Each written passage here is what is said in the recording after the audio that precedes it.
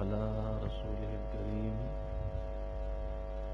أما بعد فأعوذ بالله من الشيطان الرجيم بسم الله الرحمن الرحيم قد أفلح من تزكى صدق الله العظيم وبلغنا رسوله النبي الكريم الأمين ونحن على ذلك لمن الشاهدين والشاكرين والحمد لله رب العالمين.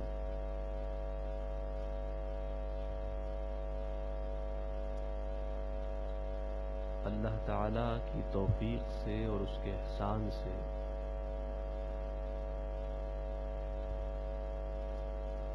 گزشتہ 2 جمعوں سے قد افلح من تزکا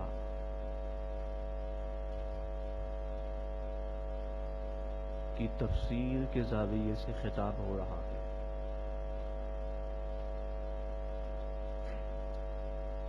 تو آج کا موضوع حرام اور حلال ہے.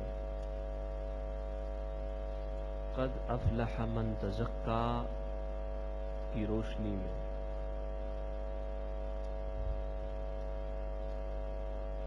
تفسیر ابو ایوب میں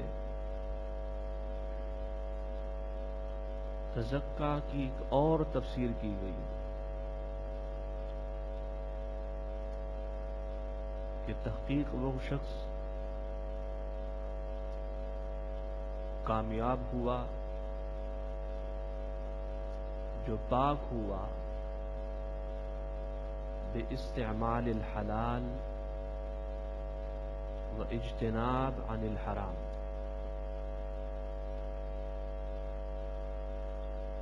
حلال کو استعمال کرنے کے سبب اور حرام سے بچنے کے سبب.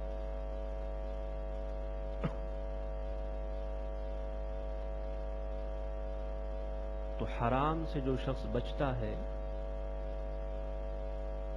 اور حلال استعمال کرتا ہے تو ایسے شخص کا دل، اس کا سینہ پاک ہو جاتا ہے اور صاف ہو جاتا ہے.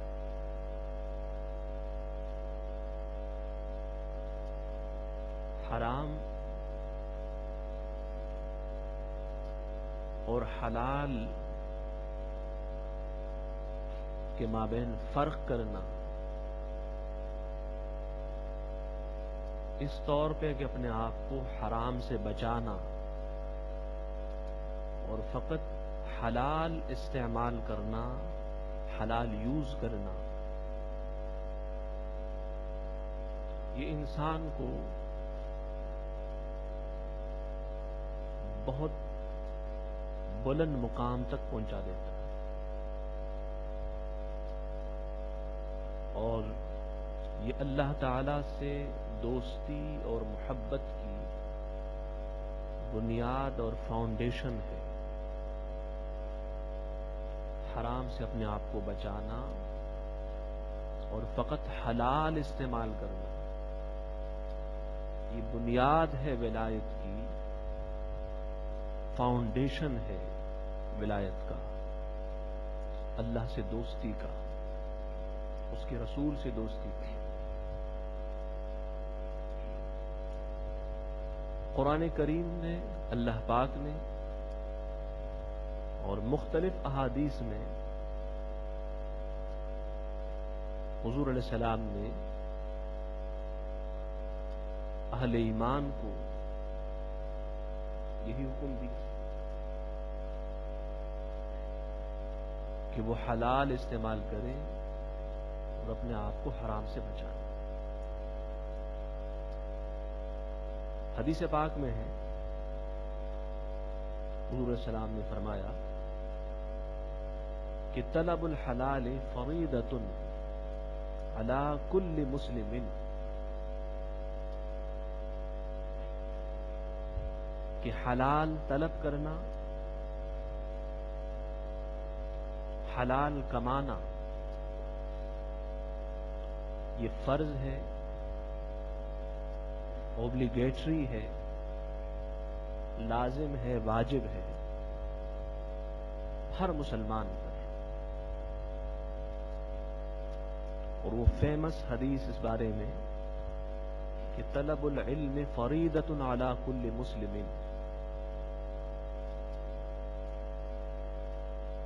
امام غزالی نے بعض علماء کا یہ قول نقل کیا کہ یہاں علم سے مراد حلال اور حرام کا علم، سو معنی یہ ہوگا کہ حلال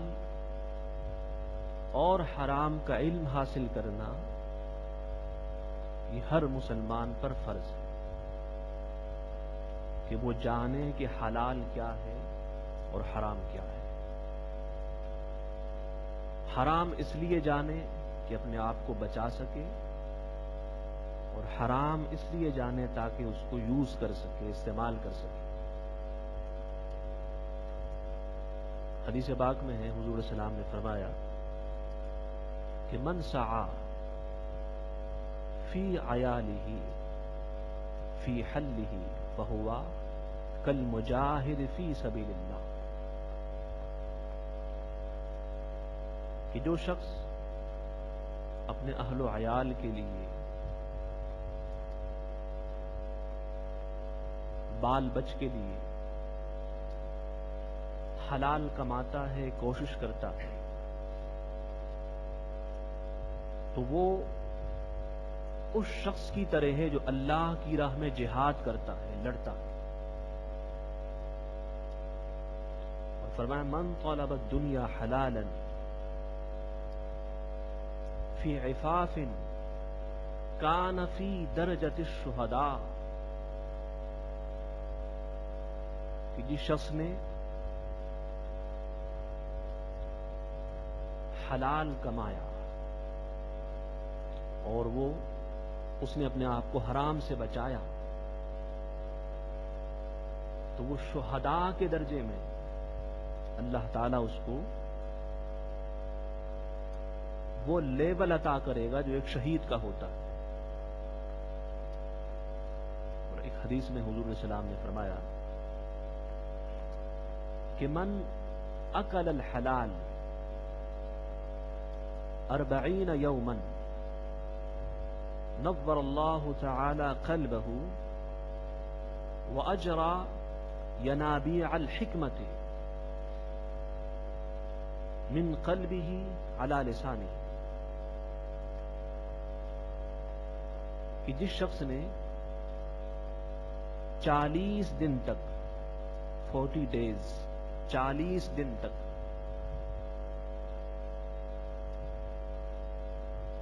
حلال استعمال کیا اور اس نے اپنے آپ کو حرام سے بچایا،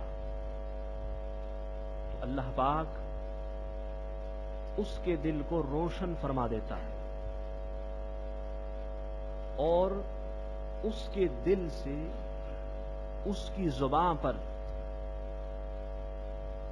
حکمت اور علم کے چشمے، حکمت و علم کا فیضان جاری ہو جاتا ہے۔ یہ سٹیٹس ہے اس شخص کا جس نے 40 دن تک حلال استعمال کیا اور اس نے اپنی پوری زندگی اور لائف میں حلال کو استعمال کیا، حرام سے اپنے آپ کو بچایا، تو اس کا مقام کتنا بلند ہوگا۔ حضرت عبداللہ ابن عباس کی روایت ہے، عن ابن عباس عن النبی صلی اللہ علیہ وسلم ان اللہ تعالی وکل ملکا علی بیت المقدس ینادی کل لیلۃ من اکل الحرام فلن يقبل منه صرف ولا عدل، کہ اللہ پاک نے مسجد اقصی بیت المقدس نے ایک فرشتے کی، اینجل کی ڈیوٹی لگا دی. اب وہ فرشتہ ہر رات یہ پکارتا ہے، یہ آواز دیتا ہے. کیا پکارتا ہے، کیا آواز دیتا ہے؟ آواز یہ دیتا ہے کہ من اکل الحرام فلن يقبل منها صرف ولا عدل، کہ جو شخص حرام کھاتا ہے تو حرام کھانے والے کی نہ تو نفل نماز اللہ کی بارگاہ میں قبول ہوتی ہے اور نہ اس کی فرض نماز اللہ کی بارگاہ میں قبول ہوتی ہے. یہ ندا، یہ پکارنا، یہ آواز دینا، یہ میسج اور یہ پیغام دنیا کے گوشے گوشے تک پہنچانا، یہ اس کی ڈیوٹی ہے، اس کا فریضہ. اور ایک حدیث پاک میں ہے، حضور علیہ السلام نے فرمایا کہ من اشترى ثوبا بعشرة دراهم وفي ثمنه درهم حرام لم يقبل الله صلاته ما دام عليه منه شيء. کہ جس شخص نے ایک کپڑا خریدا 10 درہم کا، 10 روپے کا، اور اس میں سے فقط 1 درہم، فقط 1 روپے حرام کا تھا. فرمایا جب تک وہ کپڑا اس کے جسم پہ ہوگا اللہ اس کی کسی نماز کو قبول نہ فرمائے گا. تو حرام لباس پہن کر عبادت کرنے والے کی عبادت مردود ہے، اللہ کی بارگاہ میں قابل قبول نہیں. یہ دعوت فکر ہے اہل ایمان کے لیے، مسلمانوں کے لیے، کہ اللہ اور اس کے رسول صلی اللہ علیہ وسلم نے کس کس انداز سے ان کو حرام سے بچنے کی تعلیم اور حرام سے اپنے آپ کو بچانے کی تعلیم عطا کی. اور ایک حدیث پاک میں ہے کہ کل لحم نبط من حرام فالنار اولا به، کہ ہر وہ گوشت جو پیدا ہوتا ہے اور نشو و نما پاتا ہے، بڑھتا ہے حرام سے، تو اس گوشت کے لیے جو جگہ سب سے زیادہ مناسب ہے، سوٹیبل ہے، وہ دوزخ ہے، جہنم ہے، اللہ کا عذاب ہے. اور ایک اور حدیث ہے، حضور علیہ السلام نے فرمایا کہ اذا وقعت لقمۃ من الحرام فی بطن ابن آدم لعنه كل ملك في السماء والارض ما دام تلك اللقمة في بطنه وان مات على تلك الحال فمأواه جہنم. فرمایا لوگوں، جس شخص کے پیٹ میں حرام کا ایک لقمہ بھی ہوگا تو اللہ تعالیٰ کے تمام ملائک، خواہ وہ زمین میں ہو یا آسمانوں پر ہو، وہ اس پر لعنت بھیجیں گے. اور اگر اس حال میں اس کا انتقال ہوا، وہ دنیا سے چلا گیا کہ اس کے پیٹ میں حرام کا ایک لقمہ بھی تھا، فرمایا لوگوں اس کا ٹھکانہ اور اس کی جگہ جو ہے وہ دوزخ و جہنم. ایک حدیث پاک میں ہے، حضور علیہ السلام نے فرمایا کہ من امسا وانیم من طلب الحلال بات مغفورا له وَأَصْبَحَ وَاللَّهُ رَاضٍ عَنْهُ. فرمایا کہ جو شخص دن بھر حلال کماتا ہے تو حلال کمانے سے، محنت کرنے سے وہ تھک جاتا ہے. شام ہوتی ہے، شام ہوتی ہے. فرمایا وہ اللہ کا بندہ، وہ خوش نصیب رات اس حال میں گزارتا ہے کہ وہ بخشا ہوا ہوتا ہے. یعنی دن بھر کی محنت، مزدوری، مشقت، حلال کمانے میں اپنے آپ کو تھکا دینا اور کوشش کرنا اس کے لیے، یہ انسان کے گناہوں کو مٹا دیتا ہے، معاف کر دیتا ہے.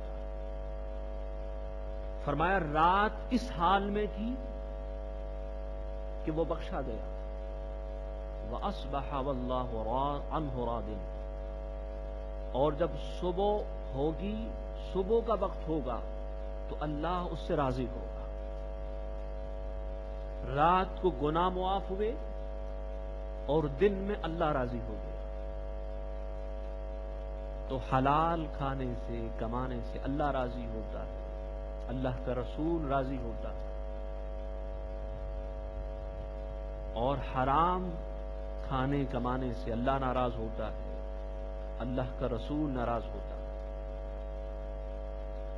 اور میں نے بارہا اپنے خطابات میں بیان کیا کہ جب بھی ہم کوئی نیکی کرتے ہیں تو اس سے گناہ بھی معاف ہوتے ہیں، نیکیاں بھی ملتی ہیں، جو آپ کے گریڈز اور درجات ہیں وہ بھی بڑھتے ہیں، سب ہوتا ہے. لیکن ان سب سے بڑھ کر رضا ہے اللہ کی اور اس کے رسول کی. وہ راضی ہو جائیں تو پھر کچھ دیں یا نہ دیں،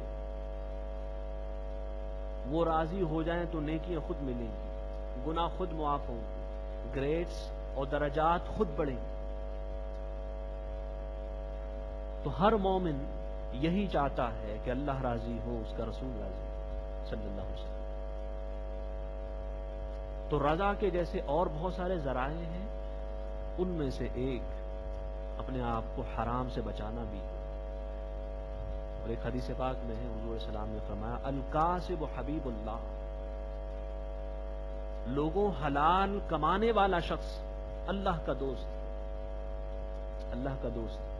آپ محنت کر رہے ہیں اپنے لیے، اپنی فیملی کے لیے، اپنے خاندان کے لیے، اپنے آپ کے لیے، اور اللہ دوست بنا رہا ہے، وہ محبت کر رہا ہے، وہ راضی ہو رہا ہے، وہ اپنی توجہ آپ کی طرف کر رہا ہے. تو بتائیے اس سے بڑھ کر اللہ کا اور کیا فضل ہوگا؟ سب کچھ آپ اپنے لیے کر رہے ہیں، راضی ہو رہا ہے. تو یہ اس کا فضل ہے، اس کا احسان ہے. اور چونکہ وہ خود پاک ہے، میں نے عرض کیا تھا وہ خود پاک ہے، تو وہ چاہتا ہے کہ میرے دوست کی غذا اور خوراک بھی پاک ہو، اس کا کھانا پینا، اوڑھنا اور بچھونا بھی پاک ہو. یہ اس کے محبت کے انداز ہیں. اپنے بندوں کو چاہنے کے مختلف انداز ہیں. بس ہر شخص کے محبت کے اپنے انداز ہوتے ہیں، کوئی اس کو سمجھے یا نہ سمجھے. حدیث پاک میں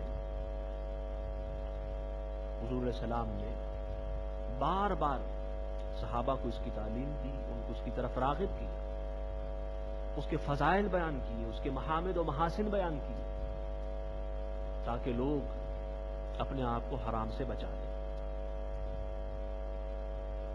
طبقات حنابلہ میں اور امام احمد بن حنبل اور ان کے فیض یافتگان میں ایک واقعہ لکھا گیا.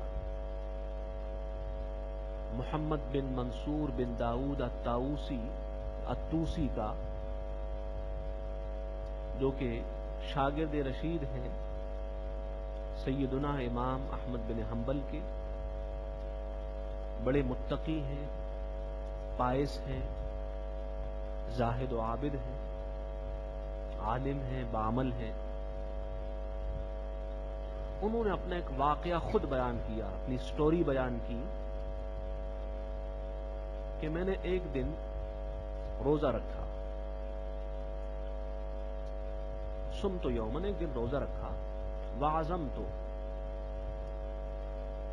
اور میں نے یہ نیت کی، میری نیت میں، میری انٹینشن میں یہ تھا کہ ان لا افطر الا بحلال لا شائبۃ فیہ، کہ میں آج افطار کروں گا، ان لا افطر، کہ میں آج افطار کروں گا اس سے جو خالص حلال ہو۔ کہتے ہیں وہ دن گزر گیا، دوسرا گزرا، تیسرا گزرا، چوتھا دن بھی گزرا، مجھے حلال کا، خالص حلال کا کچھ نہ مل سکا۔ کہتے ہیں اس کے بعد میں نے صوم وصال کی نیت کی، یعنی صوم وصال وہ روزہ ہوتا ہے کہ اس میں نہ سحری ہوتی ہے نہ افطار ہوتا ہے، بس لگاتار روزہ ہوتا ہے، مسلسل روزہ ہوتا ہے۔ کہتے ہیں اس طرح 4 دن اور گزر گئے، بدن کمزور ہو گیا، میں چلنے پھرنے، اٹھنے بیٹھنے کے قابل نہ رہا۔ پھر سوچا کہ آج کا روزہ میں اس شخص کے پاس افطار کروں گا، کھولوں گا جو اپنے وقت کا کامل ولی ہوگا، جس کا کھانا پینا حلال کا ہوگا۔ فذهب الى سیدنا المعروف الکرخی، تو وہ سیدنا معروف کرخی رضی اللہ عنہ کی بارگاہ میں حاضر ہوئے۔ فرماتے ہیں کہ نماز مغرب کا وقت تھا، فصلیت معہ، میں نے نماز مغرب ادا کی ان کے ساتھ۔ وذهب الناس، نماز مغرب کے بعد سب کے سب لوگ چلے گئے۔ اب مسجد میں تھا، ایک اور صاحب تھے، اور ایک سیدنا معروف کرخی رضی اللہ عنہ تھے۔ تو سیدنا امام معروف کرخی رحمت اللہ تعالی علیہ کو کشف سے میرے اس کنڈیشن کا اور اس حالت کا علم ہو گیا کہ میں اتنے دنوں سے بھوکا پیاسا ہوں۔ تو معروف کرخی نے مجھ سے فرمایا کہ اٹھو اور اپنے اس بھائی کے ساتھ جاؤ اور ان کے ساتھ کھانا کھا لو۔ تو انہوں نے عرض کی کہ ماں بھی عشاء، مجھے کھانے کی حاجت نہیں، یعنی کتنے دنوں سے بھوکے اور پیاسے، کمزور ہیں، چلنے پھرنے کے قابل نہیں ہیں۔ معروف کرخی نے پھر کہا، انہوں نے کہا نہیں مجھے حاجت نہیں، تیسری چوتھی مرتبہ کہا کل مجھے حاجت نہیں۔ فرماتے اس لیے کہ مجھے اس شخص کے بارے میں یہ یقین نہ تھا کہ اس کا کھانا خالص حلال کا ہو، اس لیے وہ مجھے کہتے رہے اور میں اس کو ریفیوز کرتا رہا، انکار کرتا رہا۔ تو جب میں نے انکار کیا تو انہوں نے فرمایا اچھا اٹھ اور اپنی ہتھیلی میرے آستین میں ڈال۔ فرماتے ہیں کہ جب میں نے ہتھیلی آستین میں ڈالی، وہاں سے ایک پھل نکلا جو لگتا تھا کہ تھوڑا سا پہلے کسی نے کھایا ہے، کٹا ہوا۔ فرماتے ہیں کہ وہ پھل میں نے کھایا، بس وہ پھل کیا تھا کہ دنیا کی ہر پھل کی لذت اس میں موجود تھی، ہر مزہ اس میں موجود تھا۔ اور فرماتے ہیں کہ پھل کھانے سے بھوک بھی ختم ہو گئی، واستغنیت بہا عن الماء، اور پیاس بھی ختم ہو گئی کہ میں پانی کا محتاج اب نہ رہا۔ فرماتے ہیں وہ جو کمزوری تھی کئی دنوں کی وہ ختم ہو گئی، اللہ تعالیٰ نے پھر ان کو ایک طاقت عطا کی۔ فرماتے ہیں کہ اس کے بعد آج تک میں جو بھی کھانا کھاتا ہوں، جو پھل کھاتا ہوں، تو اس پھل کی لذت اور مٹھاس اس میں پاتا ہوں۔ تو یہ جو اسپریچول پاور ہے، روحانی طاقت ہے، یہ انسان کے حلال کھانے سے اور حرام سے بچنے سے اتنا ڈیولپ ہوتا ہے، بڑھتا ہے کہ شاید ہی وہ کسی اور عبادت سے نہ ہو۔ دوستوں، بس پیغام یہی ہے آج کے جمعۃ المبارک کے خطاب کا جو حضور علیہ السلام نے دیا، پیغام حضور کا صلی اللہ علیہ وسلم کہ اپنے آپ کو حرام سے بچائیں اور حلال استعمال کریں۔ وما علینا الا